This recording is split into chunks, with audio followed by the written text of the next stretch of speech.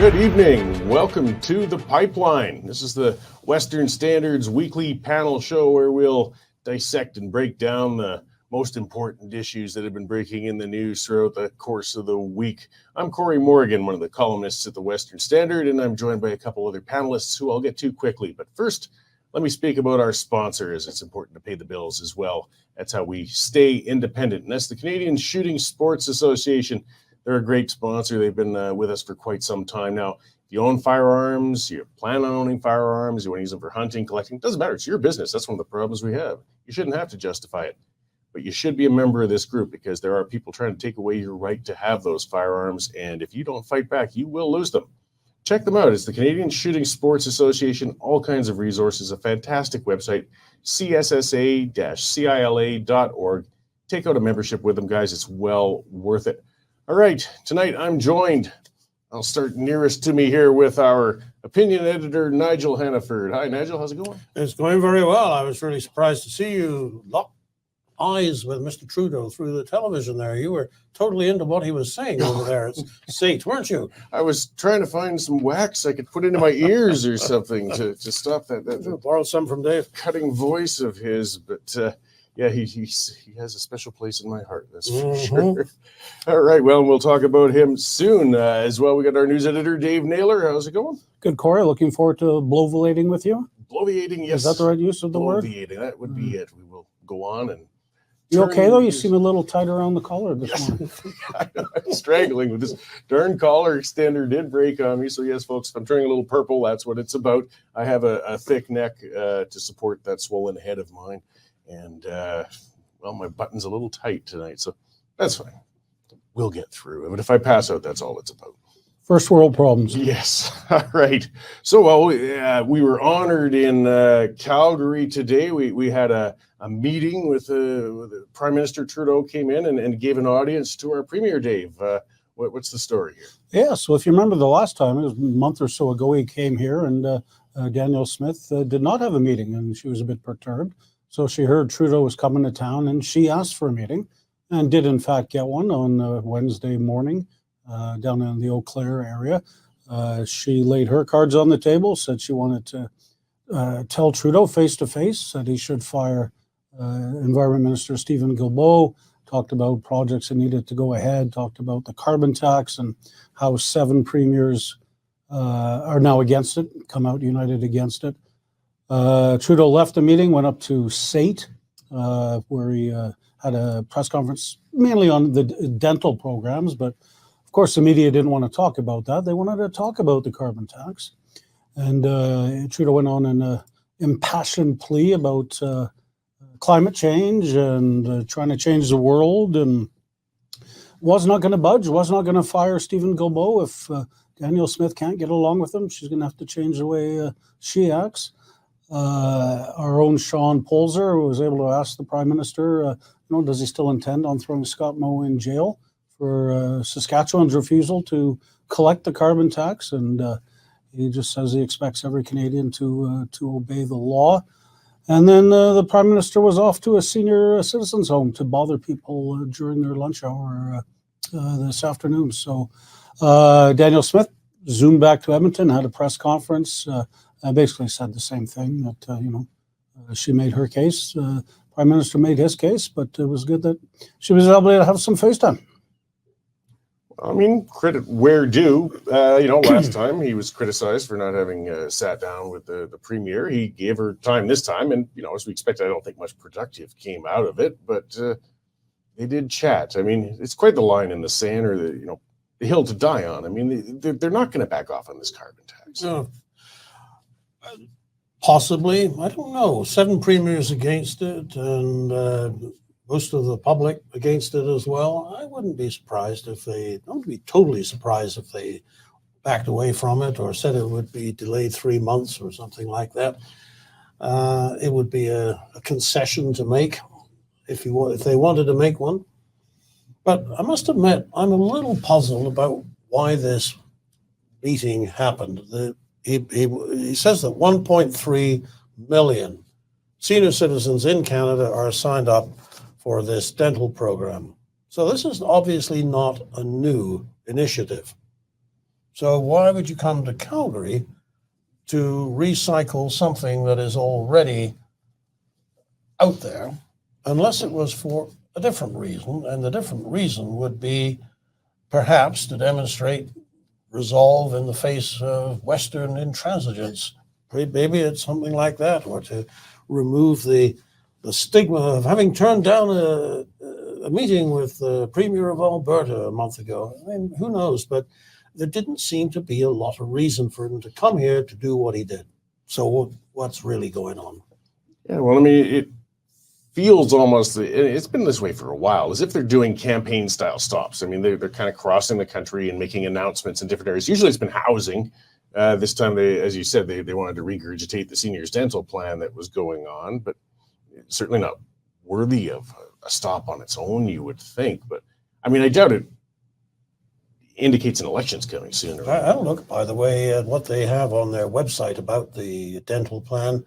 It's very hard to tell what it would pay for and whether you'd be better off with the government's dental plan if you've already got one through your retirement, your union, whatever. You know, hard to say. It's I'm not.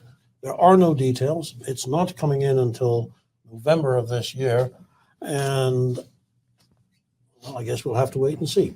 Yeah, he picked friendly territory today. He's with Calgary Liberal MP George Sahal in Northeast Calgary, and he was effusive with his praise for MP Sahal. But I'm just taking a little step back. I'm kind of agreeing with Nigel. Remember last week the Liberals cut their alcohol tax that was going up. They cut it in half because of the outcry. So it would not surprise me to see some sort of reduction in the carbon tax. As you say, 7 premiers, including Liberal ones, have all come out against it. A united front, massive. You know, that's huge. So Doug Ford yesterday said Trudeau will get annihilated at the polls because of this carbon tax. So, you know, we always say he's not a stupid man. So maybe he'll do some sort of concession where he'll still bring it in April 1st, but instead of this level, it'll be at a lower level. Maybe he's a little bit stupid, expecting people to believe that the carbon tax rebate checks that they receive are actually more than what they're paying for the carbon tax. Or he's counting on us to be stupid anyways. When he keeps saying you know, I don't know whether you've done the exercise of going through your bills and just, you know, batting it all up. I mean, you're down in Prentice Creek, you're cold there. Your power bills must be through the roof. So an old log place, it's not the cheapest spot to heat or drive. So there you go. It's I know that in our household, it's not quite a wrap. We pay more, but what he does not ever mention or concede is that the effects of the carbon tax are felt through the entire economy, because everything you buy, everything you own comes by a truck. When you are paying those fees on things that do 8 miles to the gallon diesel fuel percentage, right? That's a lot of money. And so he talks about how they want to fight inflation. Well, the inflation he wants to fight is a consequence of 2 things. One, his own reckless spending and borrowing to finance it. And the second thing is his damned carbon tax, which is not a tax on pollution. It is a tax on plant food. Well, so, I mean, if they did decide to try and make some sort of concession on this, I mean, they have to be careful with it. When he did his clumsy effort to make a cut for the Atlantic provinces, you know, because his support was dwindling down there when the tax started applying to them. I mean, the rest of the provinces smelled the blood in the water. That's really what brought the rush to push this. So, I mean, if they're going to back down there, they're going to have to. Well, his answer to that was that, well, this applies to the whole country, but I don't know, how many people do you think are still heating their homes in oil in Alberta? Yeah, I think the count was like less than a couple dozen. There's a couple of cottages in Pigeon Lake or something. But as Nigel says, this carbon tax is one of the root causes of inflation. It goes from the farmer to the supplier to the restaurant. They're all charging more because of that carbon tax. And the Bank of Canada has said, we're not lowering the interest rates while inflation is so high. And now because I mean, that's going to crush a lot of Canadians who will lose their homes because of their increased mortgage payments. There's no doubt about it. They will lose their homes. And why he can't see that the carbon tax is an inflationary thing is beyond me. Well, I guess he doesn't worry about It's probably He not. says he doesn't have a fiscal monetary stuff. policy. Yeah. Judy, my wife Judy says to me, we're going shopping on Thursday night. This thing hits on April the 1st. Prices will go up. We're laying in supplies. So Good idea. not a bad idea if you can afford it. I don't know. whether Always we fill can. up your car on March 31st. Yeah. Yeah, well, and I had Franco Terrazzano from the Taxpayers Federation on the show last week, and he talked about that. You know, they really plug all those tax hikes into April 1st. It's just that kind of spring, you know, you open the door and enjoy the spring weather and hopefully forget what they're about to do to your pocket. And guess who's getting raises April 1st? Yes. MPs, entire House of Canadian Commons. MPs, and And the Governor General. Justin himself and the Governor General. All Don't getting call it raises. April Fool's Day for nothing, do they? No, I wonder if we're getting raises April 1st. Oh, gee, maybe that's why Derek bailed today. And here you are. Could be it. Yes, they're going to bring up the raise. Won't hold my breath. I'm trying with this damn tie. All right. Well, let's move on. Speaking of bloviators, and one of the kings of them is Nigel Nenshi. You knew he couldn't stay in the sidelines forever, Dave. He's back. Yeah? He is back and running for the leadership of the NDP. Very, very interesting. He's never been a party politician before. We've always suspected he's left wing, but you know, he never came out and supported a party, even though he was a good fan of Trudeau, and I think probably hoped to be appointed to the Senate by Trudeau, but that hasn't happened. So his ego now says, "Okay, I'm going to become the Premier of Alberta." And I start by becoming the leader of the NDP. And I think, as you tweeted this week, you know, it's going to be good fun now with Nenshi. And he started out by calling Danielle Smith immoral and dangerous, and you know, every name in the book that he can think of. And the Premier didn't rise to the bait, and she said, you know, whoever the NDP pick, I'll be happy to debate the left on their policies versus my policies. On their policies, you know, not on their personalities Exactly. and characteristics. Exactly. Mm-hmm. Mr. Nenshi's always had the problem of he thinks he's the smartest person in the room, but he's never been able to play well with people. If you remember, the Calgary Council had to call in a psychiatrist to get them all together and see how they could work. So how he operates under a party tent is going to be very interesting. Well, I think is going to be interesting. It is going to be a bit difficult because you have in this contest for the leadership, a number of people have conspicuously paid their dues. I mean, I don't think any of us around this table have much use for NDP policies, but you can respect the fact that somebody like Kathleen Ganley or Sarah Hoffman, Gil McGowan, they have been in the party for decades. They have worked hard. They've done what it takes. They've got elected in the case of Ganley and Hoffman, held ministerial positions. And then suddenly there is this idler on the sidelines who shows up. I got a new columnist, a young Connor Hall. He had a column on this morning, and I'm pumping it a little, but he makes the point. All of a sudden, you've got this person from the sidelines who says, "Oh, I think I'd like to be the leader of the NDP." Well, just a minute, sir. Are you a member? Well, I joined yesterday. Oh, well, welcome to the NDP. I don't know that that's going to go well. And the personality type that Dave has described is just going to make it that much more difficult if he ends up winning the big prize. But I'm not sure that he will. NDPers are, one good thing about them is they're quite loyal. Well, it is going to be interesting to watch. I mean, if there was going to be an outside interloper to come in and take things over, you would think it would have to be a bridge builder then, you know, a conciliatory type of person, a team member. And that's anything but what Nigel Nenshi is. Nigel Nenshi is about Nigel Nenshi. Mm-hmm. And he's going to have to learn how to temper his attitude. You should never underestimate Nigel Nenshi. No. He has won 3 elections as mayor of Calgary. The first one was shocking. The next 2 not so shocking. But then he stepped down. His popularity was on the way down. He loves the Olympics. I think he goes to most of the games personally and tried to get them back in Calgary. and that was opposed, and citywide referendum clearly shot it down. So he was not overly highly thought of when he left office in Calgary. He left a record of increased taxes for businesses and homeowners. So, but he has an organization.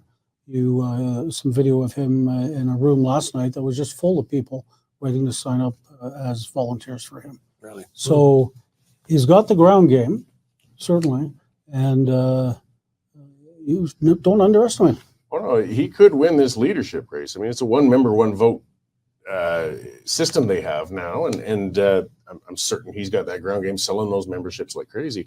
It's the day after the leadership that might be interesting if he won it, because then again, now you've got some seriously ruffled feathers.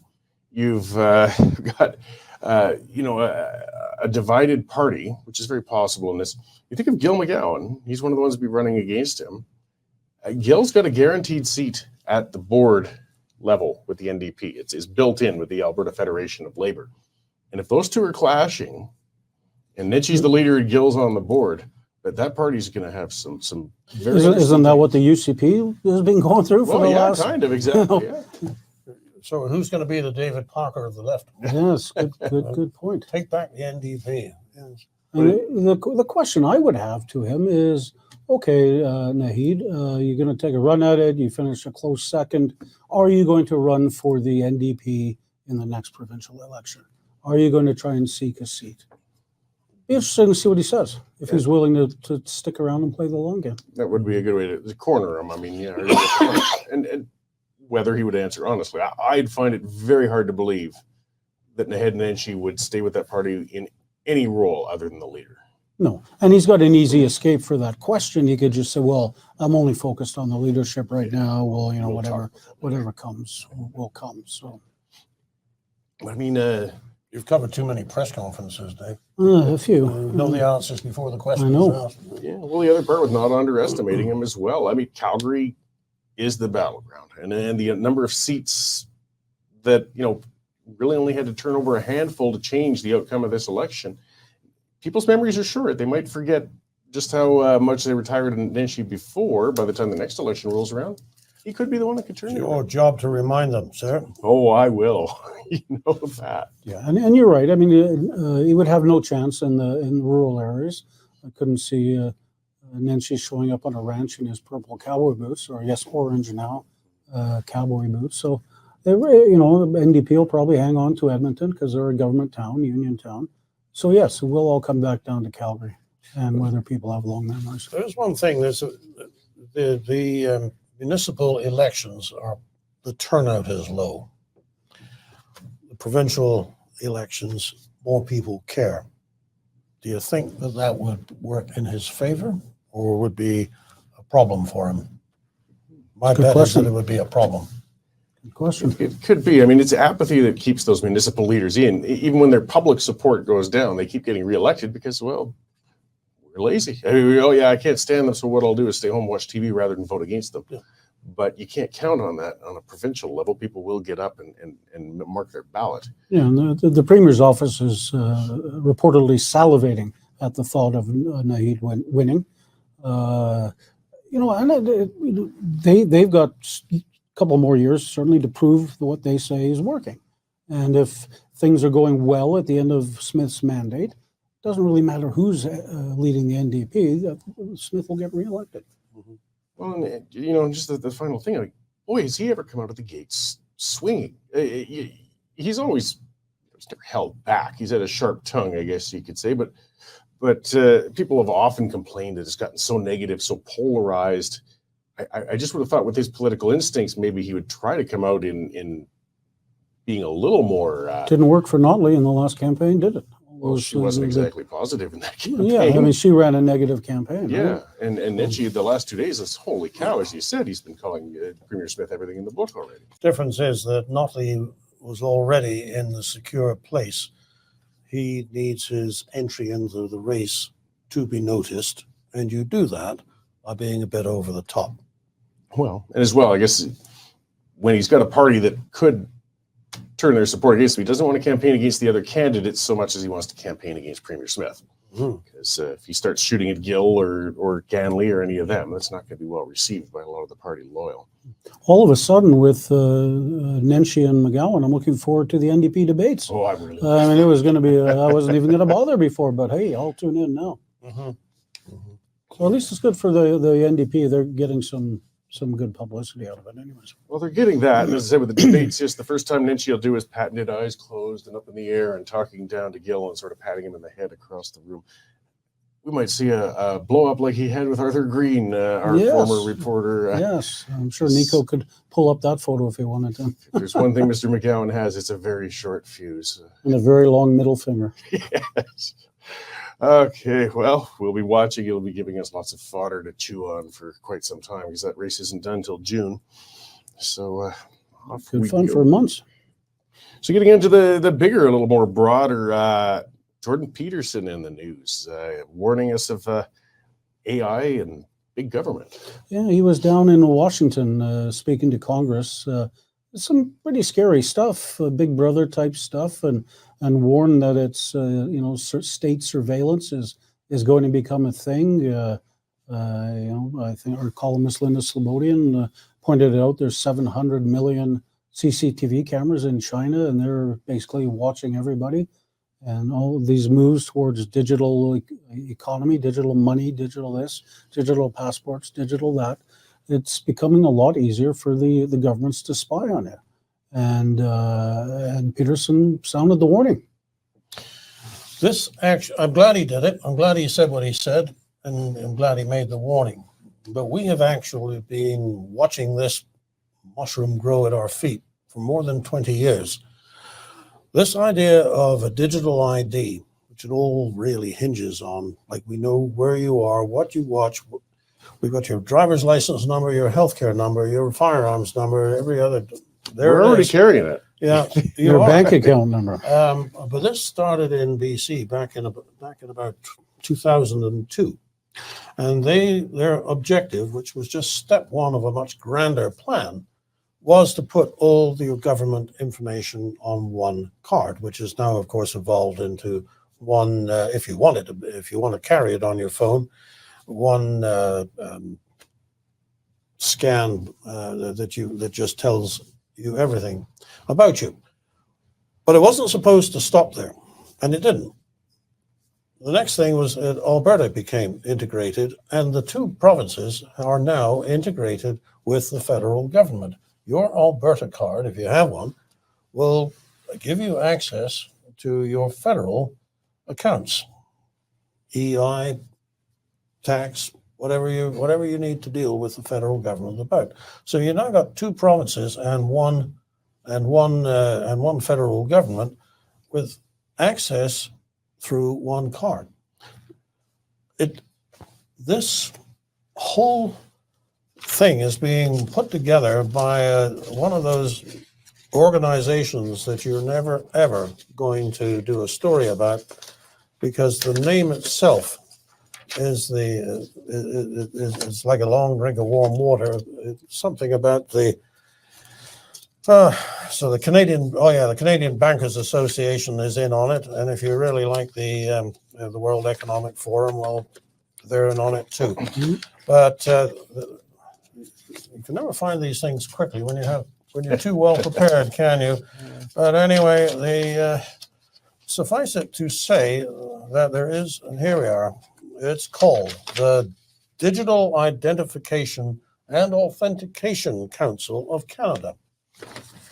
And that brings together the BMO, Canada Post, CIBC, Desjardins, Forge Rock, Government of Canada, Interact, Manulife, provinces of British Columbia, New Brunswick, Ontario, Security, Toronto Dominion, TELUS.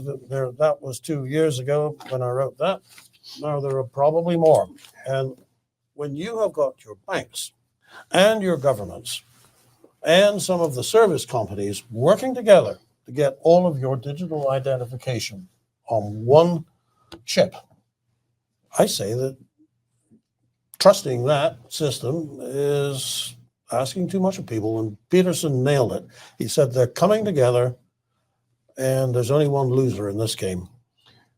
Well, it's frightening, but I can see the inevitability of it. I can see how we're giving away our identity and freedom for the convenience. I mean, it's nice to be able to just go in and tap your card. It's and that is that's the appealing thing about it. I mean, you can make the case. Gosh, I've got a great thick, used to be somebody had a wallet like that. It was full of used non-sequential 20s. Not anymore. It's full of pieces of plastic. Why don't we just sort of have one? That's the selling point. And then, of course, from the point of view of governments, they could easily tell you, well, we deal in 50 million transactions every year between driver license renewals, EI claims, whatever. There's 40 million Canadians, and they've all got business with the government. Wouldn't it be easier? Wouldn't it be cheaper? Probably not, but it's easier, maybe. Cheaper, definitely not. Maybe, but at any rate, these are the positive things. But the people at the top have complete control. Yeah, when you're assuming the benevolence of government, you're fine, but I don't assume that. Well, tell us again, what did they do during COVID? My memory's shot. Yeah. But it's something about bank accounts, wasn't it? Yes, plus vaccine passports, actually, if you wanted your movement restricted, whether it was travel, whether it was going to a restaurant, even you had to show your phone after you'd done an online registration of yourself to show your medical status. But we're still continuing to give it away. And the inconveniences of government, my Alberta healthcare card. I mean, I had to go in for a driver's license physical because I got a class 4. Mm-hmm. And I have to pay for that out of pocket. So I go to a clinic. But my card had gone through the dryer. They wouldn't do it because I didn't have my Alberta healthcare card. Well, what do you care? It's printed on a piece of toilet paper, for crying out loud. I could go home and make another one if you like. It'll look just like it.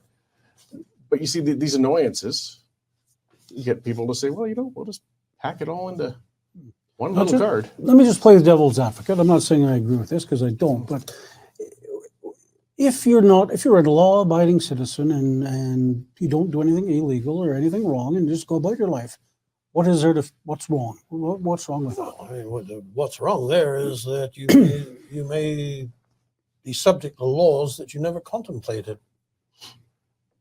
5 years ago, would you have thought you would have had to show your phone to the young lady who meets you at the door of the restaurant?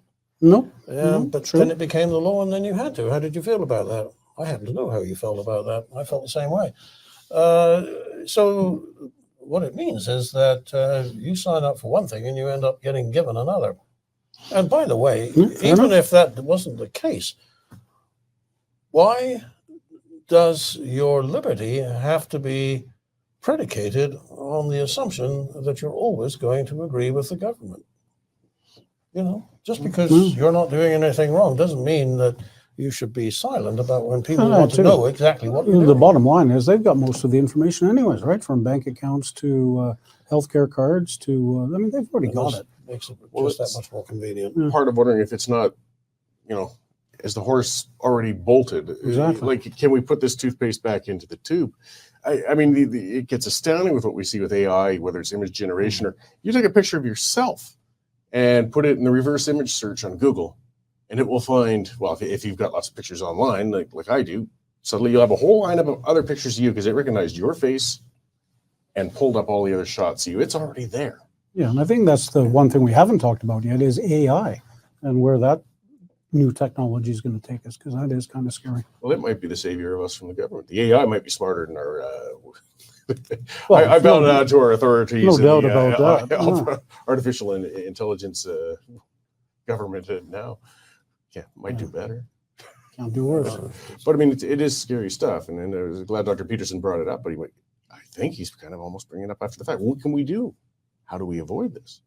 Well, it's a fair question because this actually is a worldwide phenomenon. It's not like this is happening in Canada and nowhere else in the world, which of course is why Peterson was down there talking to Congress about it. It's happening in the United States, happening in South Africa, Estonia, and China we mentioned. This is something that has the blessing of the United Nations. I'm not going to fuss through the papers again, but if you challenge me to it, I could find the point where there was a UN resolution that said this is what we all need to do. And there again, the rationale was not something that you could just dismiss. They were saying there are 1 billion people in the world, and this was 10 years ago, 1 billion people in the world who do not have an identity. I mean, they may have a name, but they've got no way of proving who they are. They don't have a birth certificate. They don't, so this was going to be something for a lot of people. Just because it's a handy thing for somebody in an impoverished country who's born under unfortunate circumstances and does not have an identity, and let's face it, everybody deserves one, doesn't mean that it's therefore acceptable to bring this in as a method of social control in this country or any other developed country. You asked the question of what to do about it. I was interested to see that 2 years ago, at least, as Alberta and British Columbia were moving ahead on this, the government of Saskatchewan said, no, take a pass. No, I haven't checked to see what they've done since.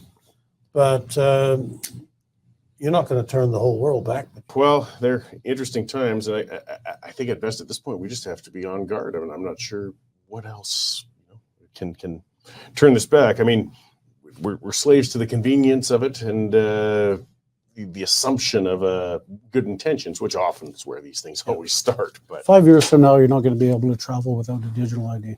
No, I can't see it. And like trying to check in today into a hotel without a credit card. That's not the way we do things, sir. well, and it's a whole new world. I mean, just for futurists and people to discuss and think about, but it's coming so fast. You think of every authoritarian regime or war-torn area. I mean, it's papers. Everywhere you go, you've got to present your papers. I remember in Guatemala in the late 80s, traveling there in the Civil War and checkpoints, papers. But now your phone can transmit where you are at all times, and it's not that hard to legislate to say you shouldn't be without your phone. Well, that was a thought. You're making the point about artificial intelligence, and I think it's worth just reminding people who may have heard the discussion last week about where the Canadian Online Harms Bill fits into all of this. You take all of this information and the ability of the artificial intelligence to know everything that you've ever said online, put that together with legislation that allows somebody to go to a magistrate and say, I believe that that person is going to make a hateful statement based on what they've done in the past. And suddenly you find yourself under arrest, confined to your house with an ankle bracelet, if you're lucky, otherwise you're in jail, and you have not actually done anything. This is the world of Minority Report. Thing is, you won't be able to do anything because with digital ID, if you decide to say, screw this, I'm off, I'm gone.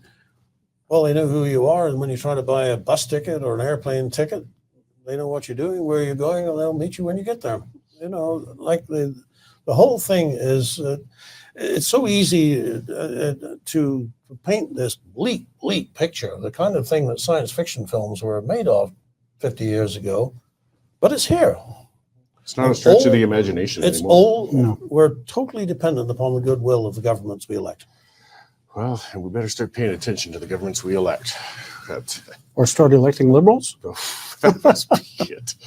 Well, let's move on to another frightening aspect of government, I guess, and a little dreary again, but medical assistance in dying. And it just keeps expanding and getting worse. This was an awful case in Calgary this week that our Sean Polzer covered. It's about a 27-year-old woman who is autistic and ADHD and in constant pain, she says. So she wanted to commit suicide. She wanted to have MAiD, and she got some Alberta Health Services doctor to sign off and say, yes, okay.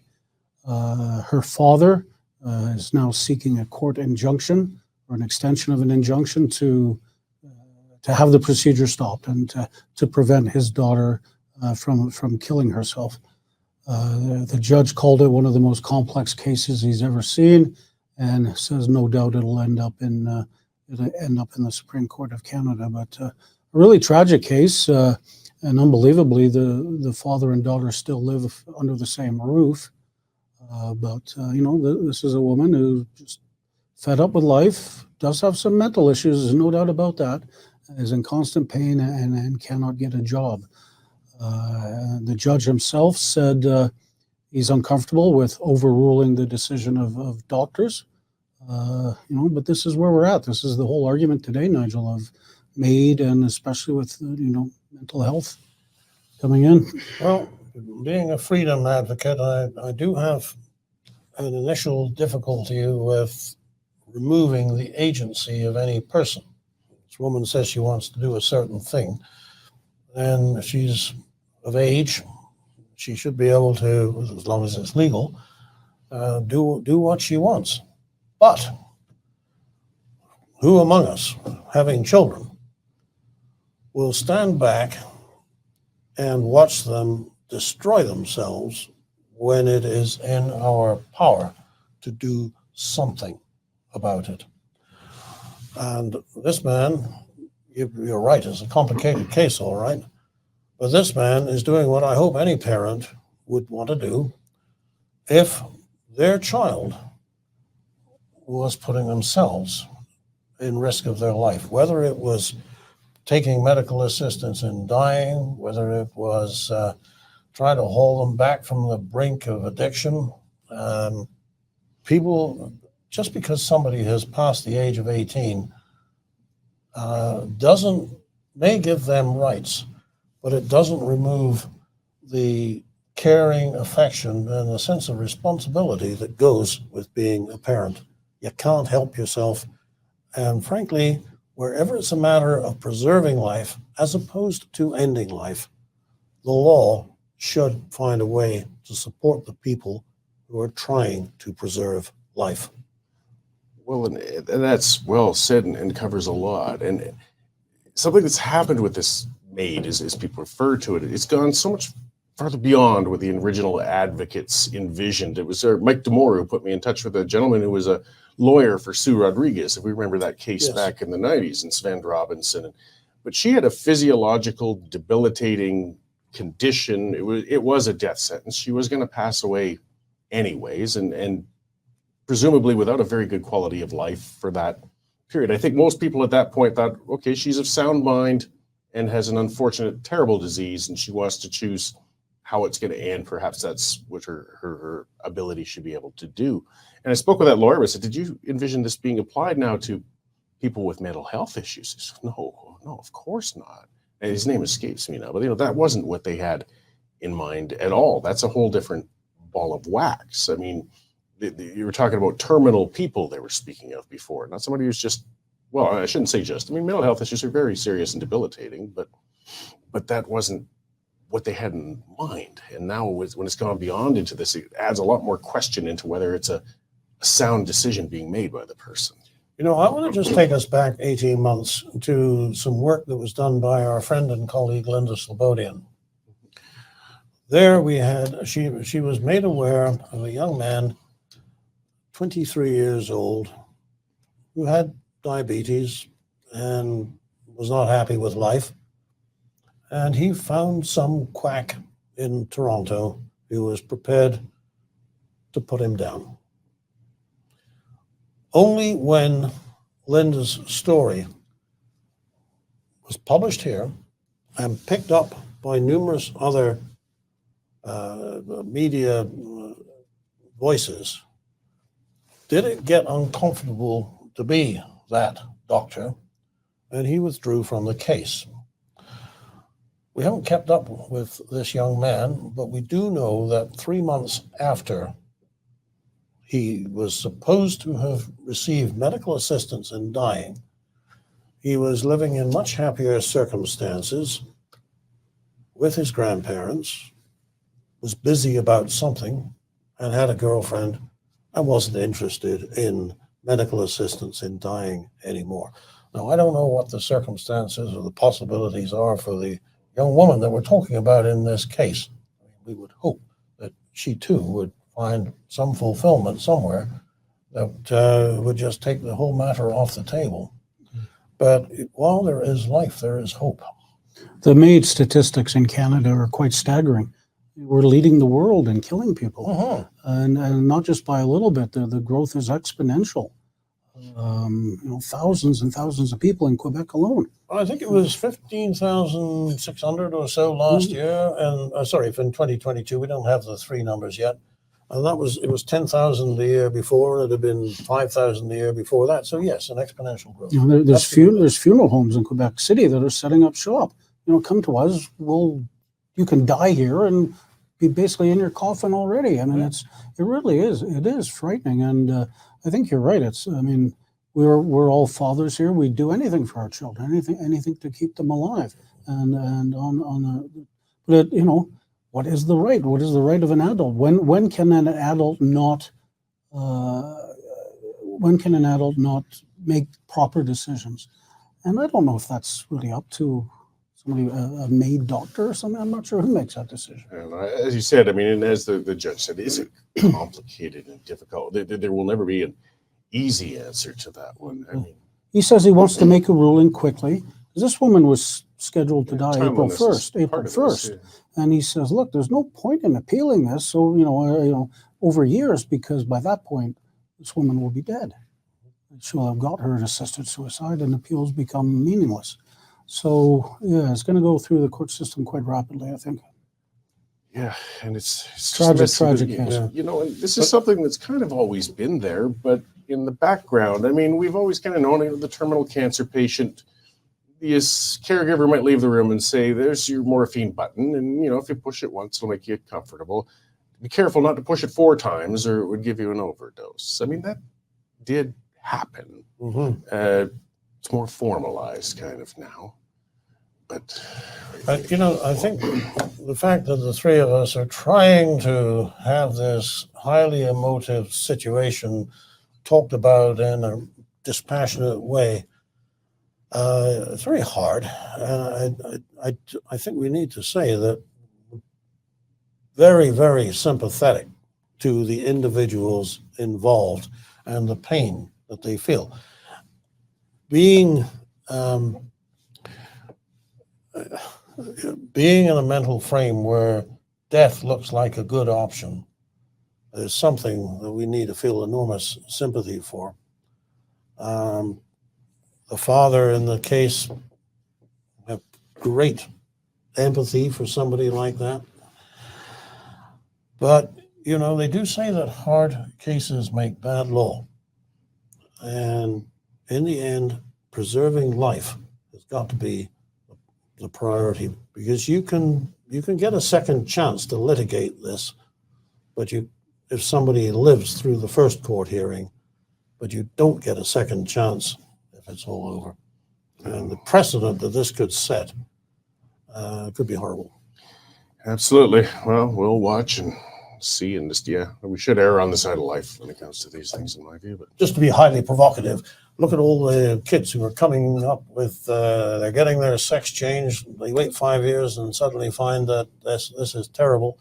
There are already higher suicide rates amongst people who've had sex change operations. I thought we were going to go an entire show without talking about gender. Sorry, Dave. all right. Well, let's wrap it up just with a quick shot at our deputy prime minister. Certainly went and started a prairie fire, I guess. She did. Prairie Fire is very good. She was in Victoria unveiling some low-income housing. I think the cheapest rent was like $2,100 a month. So how anybody can afford that is beyond me. But she says, when she was in Victoria, she says, everybody on the prairie dreams of retiring to British Columbia. That would be their slice of heaven. Well, I got a lot of prairie people a bit upset with Miss Freeland, including Tamara Leach, our Freedom Convoy leader, who said, you know, my slice of heaven would be you being unemployed. So yes, she did anger a lot of prairie folks with that. But you know what? There are a lot of BC people now fleeing BC to come to Alberta. But you know, Alberta doesn't have the lakes like the Okanagan does. Well, you know, I spent 25 years in BC, but the best years that I spent in BC were up in the northeast, where you feel like you're in Alberta anyway. Fort St. John, Port Nelson, all those Dawson places. Creek, yeah. And I'm sure Miss Freeland was just making a little joke, and it's a silly joke, and it doesn't stand critical analysis. But I must say that by the time that I left British Columbia, I felt very, very differently after the dealing with the mentality on Vancouver Island. I remember driving up to come to the Calgary Herald in that old Chrysler that I had, and I got to the place by the highway with a big sign that says, "Welcome to Alberta." And I pulled over, switched the engine off, got out of the car, and I knelt down and I kissed the ground. Your papal arrival. You know, I mean, my parents lived and worked in Calgary for 40 years. And they retired to BC for one reason and one word only: winter. Well, and I mean, either way, every region of Canada has fantastic things about it and downsides to it. A lot of people take regional pride in where they're from. It was just foolish on the part of Freeland to try and make a quip, because you do insult people. Quick Dick McDick took a good rip at her as well, of course. And Freeland's Alberta born, let's not forget. Yeah, Peace River. Gosh, that's like 14 known. But she, either way, was ill phrased, but she should have known better. But we say that a lot about her. Anything to turn around those dismal polls in BC for the Liberals. Yeah, well, it certainly didn't help them any in Saskatchewan, Manitoba, or Alberta, but I guess they've got nothing. Oh, you know, gents, we got bigger fish to fry with Miss Freeland than that, but it was a dumb thing to say. Yeah, we'll take a poke at it while we can anyways. But, hey, if you love the prairies, you love the coast, whatever. It's just don't start splitting up when you're a politician. It's not a good idea. Mm. All right, well, that's all the time we've got for today, guys. So thank you very much. We covered a lot of ground. With some good bovulating? Is that what it was? Bloviating. Bloviating. Yes, Some good we bloviating. did plenty. Yes. I thought you were the chief bloviator Well, tonight. that's what it says on the business card. Excellent. Yep. All right. Opinion editor. Well, thank you guys, and Thank you. thank all of you guys out there viewing and putting up with our bloviating. Be sure to pass it along to your friends and neighbors, and take out a subscription with the Western Standard. That's how we stay independent. Again, for those who subscribed, thank you very much. We really appreciate it. If you haven't yet, go on out there and get it. It's full of fantastic content and well worth it. We will see you all again at this time next week. Canadian Shooting Sports Association. Without the CSSA, our gun rights would have been taken long ago. These guys are on the front lines helping to draft smart and intelligent firearms regulations and legislation in Canada, and more importantly, educating the public about how we keep guns out of the hands of the wrong people. To become a member, it's absolutely worth every penny. You can become a Western Standard member for just $10 a month or $99 a year for unlimited